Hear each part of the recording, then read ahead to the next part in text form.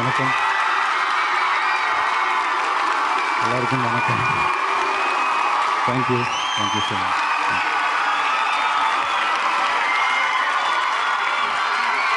Thank you.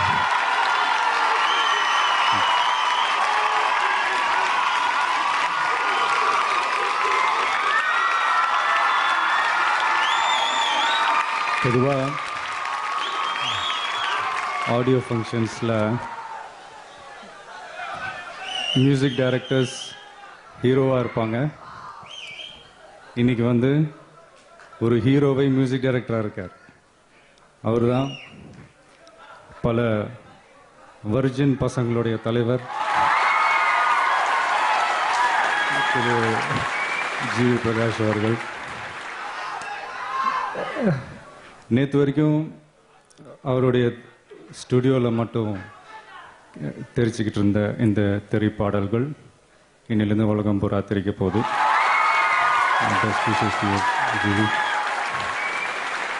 அடுத்து இன்னொரு முக்கியமான ஒரு ஹீரோ. இவர் வந்து இயக்குனர்களின் ஹீரோ அப்படின்னு சொல்லலாம். இவர் பேரை கேட்டாலே முள்ளும் மலரும். அதுதான் மகேந்திரன் சார். உதிரி பூக்கள் மாதிரி மக்கள் மனசில் பல உதிராத பூக்களை கொடுத்தவர். இவர் படங்கள்லாம் நம்மளால் நடிக்க முடியலையே அப்படின்ற ஒரு வருத்தம். ஆனால் என் படத்தில் அவங்க நடித்து அந்த ஆசையை போக்கிட்டாங்க. So thank you so much sir. அடுத்து படத்தில் 2 ஹீரோயின்ஸ். ஒருத்தவங்க வந்து செல்ஃபி புள்ள, இன்னொருத்தவங்க வந்து குல்ஃபி புள்ள.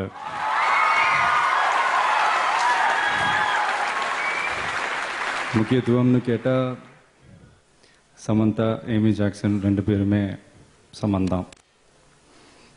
பிரபு சார், ராதிகா மேடம், மொட்டை ராஜேந்திரன், மீனா, அவங்களுடைய டாக்டர் நயனிகா, என்னுடைய டாக்டராக ஃபஸ்ட் டைம் ரொம்ப க்யூட்டாக நடிச்சிருக்காங்க. அவங்களுக்கும் cameraman George, editor Ruban, art director Muthuraj, Dileep Subrayan, dance masters, assistant directors, camera assistants, lyric writers, இவங்க எல்லாருக்குமே முதல்ல என்னுடைய பெரிய நன்றியை தெரிவிச்சுக்கிறேன். இந்த டிஸ்கவரி சேனலெல்லாம்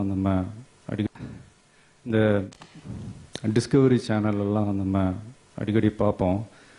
ஒரு புலி வந்து ஒரு மான் கூட்டத்தை வந்து தெரிச்சு ஓட வைக்கும். அப்படி ஓடும் போது குறிப்பிட்ட ஒரு மானை மட்டும் தனிமைப்படுத்தி அதை துரத்தி கடைசியில் பிடிக்கும். அது ஒரு கற்பனை தான். அந்த மானோட பேர் வந்து வெற்றின்னு வச்சுக்காங்களேன். அந்த புலியோட பேர் வந்து கலைப்புலி. ஏன் சொல்கிறேன்னா, கடைசி வரைக்கும் அந்த மானை வேட்டையாடாமல் விடவே மாட்டார். அதுதான் தானு சார். அடுத்து அட்லி, ராஜா ராணின்ற ஒரு அழகான காதல் கதையை கொடுத்துட்டு என்னை வச்சு ஒரு ஒரு ஆக்ஷன் படம் எடுக்கணுன்ற ஒரு வெறி தான் இந்த தெறி. அதாவது சைலண்டாக இந்த சின்ன வயசில் அட்லி ரீச் பண்ணியிருக்கிற இந்த உயரம் உண்மையிலேயே ஆச்சரியமானது.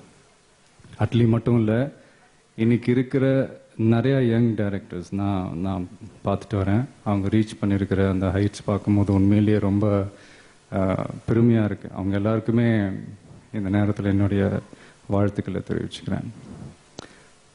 அந்த மாதிரி நீங்கள் எல்லாரும்ன்றது என்னுடைய ரசிகர்களாக, என்னுடைய நண்பர்கள் எல்லாருமே வந்து உங்களுடைய லைஃப்பில் சில பல பெரிய உயரங்களை தொடணும் அப்படின்றது தான் என்னுடைய ஆசை.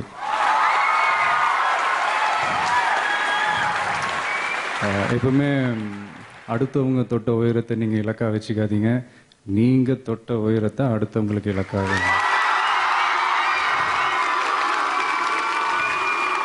இது நம்ம சில இந்த கிரிக்கெட் மேட்சஸ்லாம் கூட நம்ம பார்ப்போம். ஒரு 150 ரன் அடிக்கணும்னா முன்னாடிலாம் 50-60 ஓவர் வரைக்கும் தேவைப்பட்டுச்சு. இப்போலாம் 20 ஓவர் உள்ள சர்வசாதாரணமாக 300 ரன் அடிச்சுட்டு போயிட்டே இருக்காங்க. ஸோ அந்த மாற்றம். அடுத்து நான் ஏன் சொல்ல வரேன்னா, எல்லாருமே உங்கவுங்க லைஃப்பில் அதாவது இந்த கர்வமே இல்லாமல் வளரணும் அப்படின்றது தான். அதுக்கு ஒரு சின்ன உதாரணம் படித்த விஷயந்தான். முன்னாள் அதிபர் மாவோ அவர் வந்து இந்த மாதிரி எங்கேயோ ரோட்டில் போயிட்டு இருக்கும்போது ரோட்டோரத்தில் ஒரு சின்ன பையன் இந்த தலைவர்கள் படங்கள்லாம் வச்சு விற்றுக்கிட்டு இருந்ததை பார்த்தாரு. உத்து கவனிப்போ எல்லா படமும் அவருடைய படமாகவே தெரிஞ்சுது. ரொம்பவே கர்வப்பட்டார். ஸோ அந்த கர்வத்தெல்லாம் பெருசாக காட்டிக்காமல் அந்த பையனை கூப்பிட்டு, தம்பி நீ என்னதான் என் மேலே உனக்கு இவ்வளோ பாசம் மரியாதை என்னதான் இருந்தாலும் நீ என் படத்தை மட்டும் நீ விற்கிறது தப்புப்பா, மற்ற தலைவர்கள் படங்களையும் நீ சேர்த்து விற்கணும் அப்படின்னு சொன்னார். அதுக்கு அந்த பையன் சொன்ன பதில் தான், அதெல்லாம் எப்போ விற்று போச்சுங்க, இதெல்லாம் தான் விற்காம கிடைக்காது. ஸோ அதனால் இது ஏன் சொல்ல வரேன்னா, நீங்களும் கர்வம்லாம் இல்லாமல் உங்கள் லைஃப்பில் பெரிய பெரிய உயரங்களை அடையணும் அப்படின்றது தான். ஏன்னா உங்களுடைய என்கரேஜ்மெண்ட் தான் வந்ததுலேருந்து நான் பார்த்துட்ருக்கேன். Thank you so much. அதாவது என்னடா இவன் வந்து சம்மந்தமே இல்லாமல் ஆடியோ ஃபங்க்ஷனில் என்னென்னமோ பேசிகிட்டு இருக்கான்னு நினைக்க வேணாம். எனக்கு வந்து ஜென்ரலாகவே என் படத்தை பற்றி நானே என்ன பெருமையாக பேசுகிறதுன்னு எனக்கு தெரியாது. அதனால தான் இந்த மாதிரி சந்தர்ப்பத்தில் என் மனசில் இருக்கிற சின்ன சின்ன விஷயங்கள் உங்ககிட்ட ஷேர் பண்ணிக்கணும்னு ஆசைப்பட்றேன். அவ்வளோதான். போர் அடித்தா மன்னிச்சிருங்க, ஏதாவது ஸ்பார்க் அடித்தா ஏற்றுக்கோங்க, ஃப்ரீ அட்வைஸ். நீங்கள் எல்லாருமே இருட்டில் உட்காந்து படம் பார்க்குறதுனால தான் நாங்கள் எல்லாருமே இங்கே வெளிச்சத்தில் இருக்கோம். ஸோ அந்த வெளிச்சம் உங்கள் மேலேயும் படணும் அப்படின்றது தான் என்னுடைய ஆசை. தோல்விகளுக்கு 1000 காரணம் இருக்கலாங்க, ஆனால் வெற்றிக்கு 1000 தோல்விகள் மட்டுமே காரணம். அதனால் எதை பற்றியும் கவலைப்படாமல் முயற்சி பண்ணிகிட்டே இருங்க, அது மட்டுமே நிரந்தரம். இது நான் ஏன் சொல்கிறேன்னா, இந்த மாதிரி ஒரு பாசிட்டிவ் அப்ரோச் உள்ள ஒரு கேரக்டர் தான் இந்த தெரி படத்தில் இந்த போலீஸ் கேரக்டர். அதாவது ஷார்ட்டாக ஒரே லைனில் சொல்லணும்னா, இந்த போலீஸுங்களுக்கெல்லாம் அக்யூஸ்டுங்களை கண்டா ரொம்ப பிடிக்கும். அந்த அக்யூஸ்டுங்களுக்கு கூட இந்த போலீஸை பிடிக்கும்.